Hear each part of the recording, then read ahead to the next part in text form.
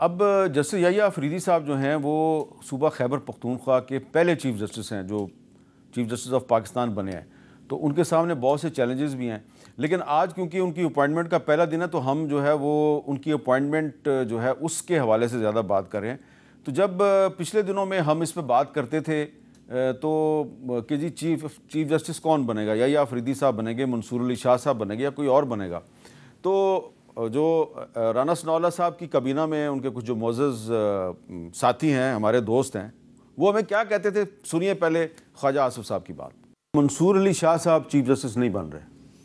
نہیں، ایسی کوئی رول آؤٹ نہیں کیا جا سکتا۔ ایک تاثر ہے کہ حکومت کا امیدوار جو ہے وہ یحییٰ افریدی ہے۔ نہیں، میرا نہیں خیال، میرا خیال ہے آپ کا تاثر جو ہے نا وہ اخباروں میں خبریں ہیں۔ میں آپ کو پورے وثوق کے ساتھ سیاسی بیان نہیں دے رہا، پورے وثوق کے ساتھ کہہ سکتا ہوں کہ کوئی حتمی کوئی فیصلہ نہیں اس سے۔ اچھا، اور اعظم نذیر تارڑ صاحب کیا کہتے تھے وہ بھی سن لیں۔ منصور شاہ صاحب کا نوٹیفکیشن میں پہلے عرض کر چکا ہوں کہ 25 اکتوبر تک قاضی فائز عیسیٰ صاحب چیف جسٹس ہیں۔ اس وقت جو آئین ہے اس کے مطابق 25 اکتوبر کو ان کا ٹینیور ختم ہوگا تو 26 سے سینئر موسٹ جج جو ہیں وہ آ جائیں گے۔ آپ کو انگزائٹی کا ایک ہی آج کی صورتحال یہی ہے کہ اگر قاضی فائز عیسیٰ صاحب جو ان کی ڈیٹ آف سپر اینویشن ہے اس پہ جب وہ ریٹائر ہوں گے تو سینئر موسٹ جو سینئر پیونی جج ہیں وہ بن جائیں گے۔ اگر آئین پاکستان یہ کہتا ہے کہ سینئر موسٹ جج نے چیف جسٹس آنا ہے تو سینئر موسٹ ہی آنا ہے، اور تاریخ ہے ان کی ریٹائرمنٹ کی جو آؤٹ گوئنگ چیف جسٹس ہیں 25 اکتوبر۔ اچھا رانا صاحب، سمپل سا سوال ہے، جب ہم کہتے تھے خواجہ آصف صاحب کو، اعظم نذیر تارڑ صاحب کو کہ یحییٰ افریدی صاحب نے بننا ہے چیف جسٹس، وہ ڈینائی کر دیتے تھے، اب وہ بن گئے۔ نہیں، آپ کانسٹیٹیوشنل امینڈمنٹ سے پہلے یہ بات کر رہے تھے۔ نہیں، خواجہ آصف صاحب سے تو پرسوں بات کی ہم نے۔ تو پرسوں ٹھیک ہے، انہیں یہی کہنا چاہیے تھا، باقی جب پارلیمانی کمیٹی نے فیصلہ کر دیا انہیں فیصلہ پہلے پری جج نہیں کرنا چاہیے تھا۔ تقریباً انہوں نے وہی بات کی جو آپ نے کی کہ جی تینوں جج صاحبان جو ہیں وہ بڑے ہی کمپیٹنٹ ہیں اور تینوں سینئر موسٹ ہیں، اور آپ نے تو جوڈیشل کمیشن میں منصور علی شاہ صاحب کا جو موقف ہے اس کا بھی حوالہ دے دیا۔ تو علی ظفر صاحب، آپ سے میں یہ سوال کرنا چاہتا ہوں کہ کیا منصور علی شاہ صاحب جو ہیں جن کی کمپیٹنس کا خود حکومت اعتراف کرتی ہے، کیا وہ اس لیے چیف جسٹس نہیں بن سکے کہ تحریک انصاف جو ہے وہ ان کے پیچھے کھڑی ہو گئی تھی اور ان کی حمایت کر رہی تھی؟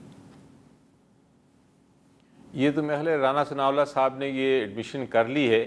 آپ کے پروگرام پہ بھی تھوڑی دیر پہلے انہوں نے فرمایا تھا کہ جو منصور علی شاہ صاحب ہیں ان کا صرف قصور یہ ہے کہ انہوں نے ایک طرح سے پی ٹی آئی کی کیسز ان کے فیور میں، اسپیشلی میرے خیال ہے وہ ریزرو سیٹس کے کیس کی بات کر رہے ہوں گے کہ میں نے کہا کہ ان کی بدقسمتی ہے کہ پی ٹی آئی نے ان کی حمایت شروع کر دی۔ یہ کیا ہے، آپ نے سن لیا، وہ مطلب ایک ہی ہے، مطلب اس کا یہی ہے، مفہوم یہی ہے کہ وہ اگر یہ بات ہے کہ پی ٹی آئی کی وہ چونکہ تاثر تھا یا ان کو امپریشن ہے حکومت کو کہ وہ پی ٹی آئی کے فیور میں کیسز کر انہوں نے فیصلہ کیا اس لیے ان کو نہیں بنایا، تو یہ تو پھر ہمارا موقف یہی پروو کر دیتا ہے، اس کو ثابت کر دیتا ہے کہ یہ ساری جو آئینی ترمیم ہوئی ہے یہ بدنیتی پہ بیسڈ ہے، اور یہ بھی ثابت کر دیتا ہے جو ہم کہہ رہے تھے اس وقت کہ یہ سارا معاملہ اس لیے کیا جا رہا ہے کہ وہ سینیورٹی کے پرنسپل کو اس لیے ہٹایا جا رہا ہے کہ منصور علی شاہ صاحب کو نہ بنایا جائے۔ جس طرح میں نے کہا کہ میں شخصیت پہ نہیں جانا چاہتا، تینوں میرے لیے بہت اہم جج صاحبان ہیں۔ افریدی صاحب بھی بہت زبردست قسم کے چیف جسٹس ہوں گے اور ہیں جج سپریم کورٹ کے، اور اس کا اعتراف پوری دنیا کرتی ہے، لیکن ایشو پرسنالٹیز کا نہیں ہے یا کون جج ہے اس کا نہیں ہے۔ ایشو سمپلی یہ ہے کہ آپ اگر تینوں ایکولی برابر ہیں اور اتنی اہلیت رکھتے ہیں، ان کی ایجوکیشن بھی وہی ہے، تو پھر صرف اس لیے کہ وہ تاثر یہ ہے کہ ایک پولیٹیکل پارٹی کے فیور میں ہیں وہ، جو کہ بالکل غلط تاثر ہے، کیونکہ انہوں نے ہمارے خلاف الیکشن کا کیس، آپ کو یاد ہے جب میں کر رہا تھا بحث اور میں کہہ رہا تھا کہ آپ الیکشن کا کیس فیصلہ کریں اور 90 دن میں ہونا چاہیے، تو انہوں نے ایک طرح سے ڈسینٹنگ نوٹ دیا تھا، انہوں نے کہا تھا کہ نہیں یہ نہیں ہونا چاہیے، ہائی کورٹ ڈیسائیڈ کرے، اور ہم نے پھر اس کو بڑا کمپلین کیا تھا پی ٹی آئی کے بہاف پہ کہ جناب یہ غلط فیصلہ انہوں نے کیا ہے۔ تو یہ کوئی پی ٹی آئی کے فیورٹ یا پی ٹی آئی کے فیور نہیں ہے، وہ اپنا فیصلہ کرتا ہے. لیکن اب تو پی اور ٹی میرا آئی خیال ہے وقت آ گیا ہے. علی ظفر صاحب اب تو پی ٹی آئی کہہ رہی ہے جی کہ ہم یحییٰ آفریدی صاحب کی اپوائنٹمنٹ کے خلاف تحریک چلائیں گے. تو اس کا مطلب یہ ہے کہ منصور علی شاہ صاحب جو ہیں وہ پی ٹی آئی کی مکمل ان کو حمایت حاصل تھی. جی لیکن حامد میر صاحب پی ٹی آئی نہیں کہہ رہی ہے یہ، تو میرا خیال ہے کہ جو ایک لائرز موومنٹ کا ایشو ہے، لیکن پی ٹی آئی نے یہ کبھی نہیں کہا کہ اچھا آپ ذرا سن لیں حامد خان صاحب جو ہیں آپ کے سینیٹر ہیں، ساتھی ہیں آپ کی پارٹی کے رہنما، وہ کیا کہہ رہے ہیں؟ یحییٰ آفریدی وہ اچھا جج ہے. آج ہم اپیل کر رہے ہیں اس کے پاس، مت قبول کرو. یحییٰ تم سے ہم اچھی توقعات رکھتے ہیں، لیکن اگر تم کرو گے قبول، وکلا تمہیں کبھی نہیں قبول کریں گے وداؤٹ چیف جسٹس. یہ مقصد ان کا یہ ہے تیسرے نمبر سے اٹھا کے چیف جسٹس بنانے کا، کہ یہ جوڈیشری، یہ سپریم کورٹ آپس میں لڑے.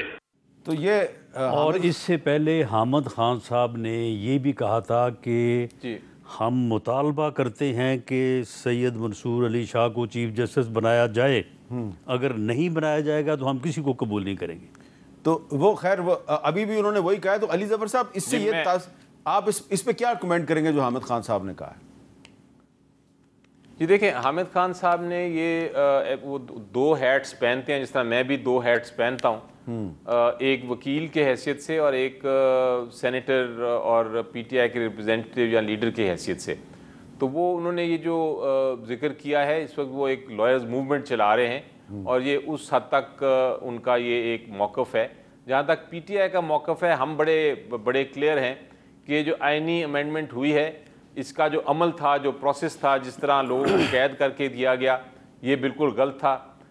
ہمیں مشاورت کا موقع ہی نہیں دیا کہ ہم اپنے بانی جو چیئرمین ہیں ان کے ساتھ بات کر سکیں اور ان کے ساتھ مشاورت کر سکیں کہ ہمیں کیا اپنا مسودہ دینا چاہیے یا کیا اپنا ڈرافٹ دینا چاہیے. ہم نے پھر بھی بڑی وکٹری کی، بہت میرا خیال ہے بہت بڑی میجر وکٹری ہے کہ ہم مولانا صاحب کے ساتھ کھڑے رہے. ان کو ہم نے ڈرافٹ تو نہیں دیا لیکن ان کو سپورٹ دی، اور اس کی وجہ سے جو پہلا زہریلا سانپ تھا، جو بہت ایک ایسی ترمیم کرنے لگے تھے جس سے ہمارا آئین جو ہے بالکل موت کے اس کی وہ مر جاتا، بلکہ ٹوٹ جاتا، اس کو بچانے کے لیے جو اب آیا ہے وہ اس سے بہت بہتر ہے. تو یہ بہت بڑی وکٹری تھی ہماری کہ ہم نے وہ آئین کو توڑنے سے بچا لیا.